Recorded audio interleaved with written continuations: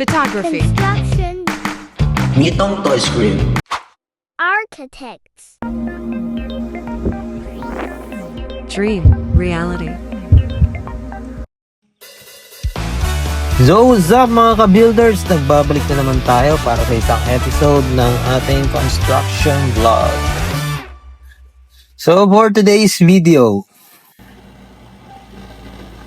so meron naman tayong bagong project, isang warehouse located dito sa Santa Ignacia, Tarlac.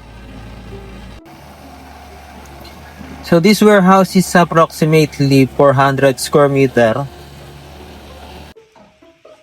And located siya dito sa ating medyo terrained na site. So ang ginawa namin dito is chinek muna namin yung elevation. Dahil yung isang side niya is medyo mataas, kaya kailangan namin siyang ikat ng konti. And then yung ikakat namin is ilalagay namin sa kanyang flooring. Dahil yung kanyang dimension is nasa 12 by 30. And meron din siyang platform na nasa 5 by 30 meters. So medyo challenging yung project na to dahil nga nasa medyo slopey yung ating site. And yung ating ikakat na lupa is matigas siya. So gumamit na tayo rito ng excavator, wheel type na backhoe. So sa ating backhoe is gamit siya ni owner. So hindi tayo gumamit dito ng truck pad dahil wheel type lang yung available. And sa mga construction, usually ginagamit yung mga wheel type sa mga road, sa mga patag na kalsada. And yung ginagamit sa mga terrain na ganito is truck pad.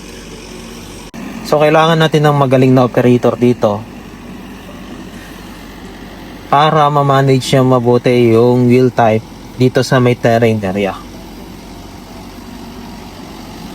And pakita lang natin yung aerial footage para makita natin buo yung mga ginagawa.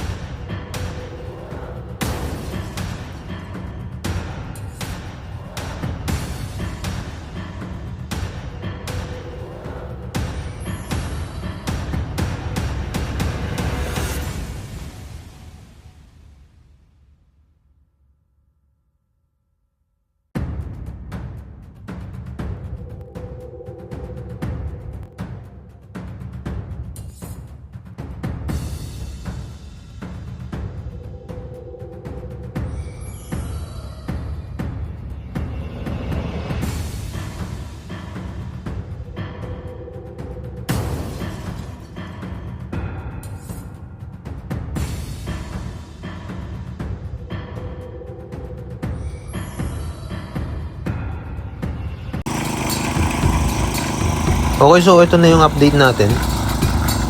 So kasabay natin ginagawa yung fence ng buong lote. And ito yung update ng ating retaining wall. So tinatapos namin buhusan yung wall footing ng buong retaining wall.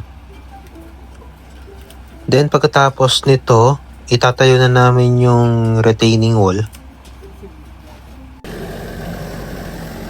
Yan. So, yan yung medyo mahirap na part dito. Kasi kailangan nating tanggalin muna yung lahat ng lupa. Then, ibabalik natin. Tapos, maglalagay tayo ng grade beam.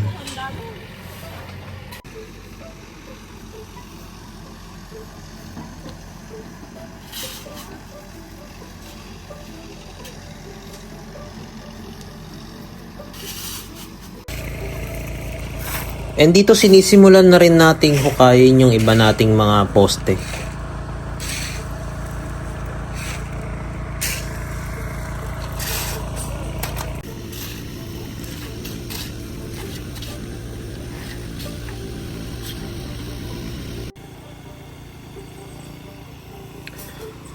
So ito yung pinakamahirap talaga na trabaho natin dito, yung sa foundation.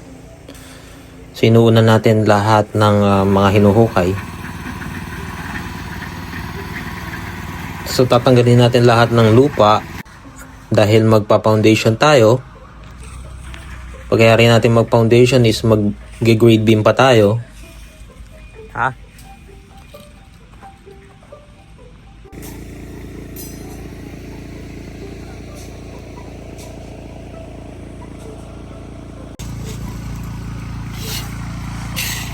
So, ito na yung mga tinayo natin na column. So, itong mga column na to is mga pedestal column dahil lalagyan natin sila ng mga I-beam. So, isukat ng ating column is 60 by 60. Then, meron siyang height na 1.1 meter from the finished floor line.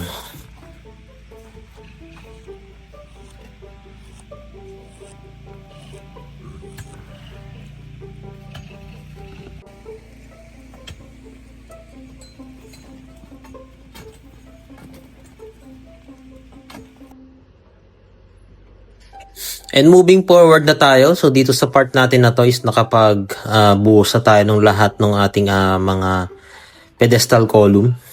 Then binubuo na rin natin lahat ng mga floor beam. Dahil preparation na rin to sa ating slab.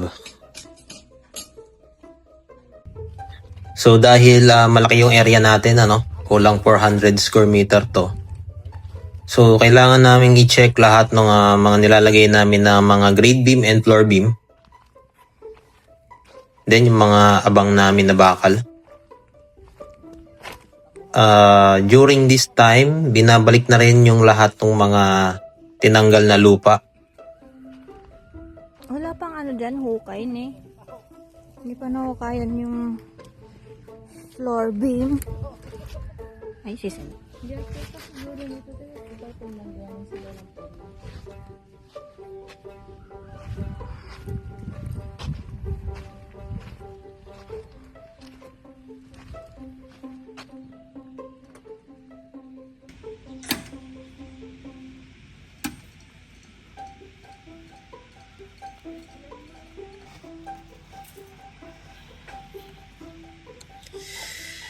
And dito nga, dito na ulit yung ating excavator.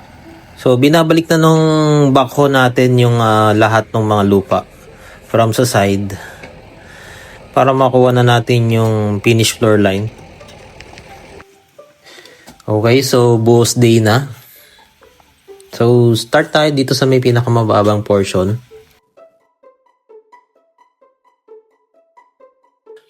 Okay, so nag-drone tayo para makita na natin kung ilang percent yung nagagawa ng ating concrete pouring.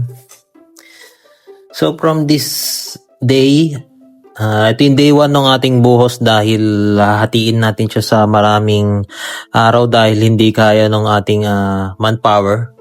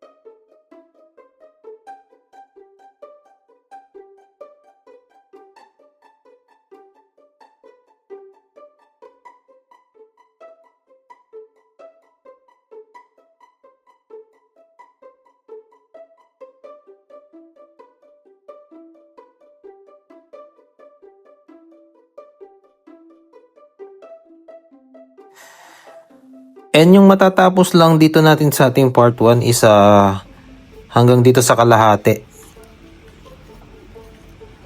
So abangan na lang natin yung ating part 2 sa susunod natin na vlog dito sa ating construction of warehouse dito sa Santa Ignacia. So thank you and see you sa ating part 2.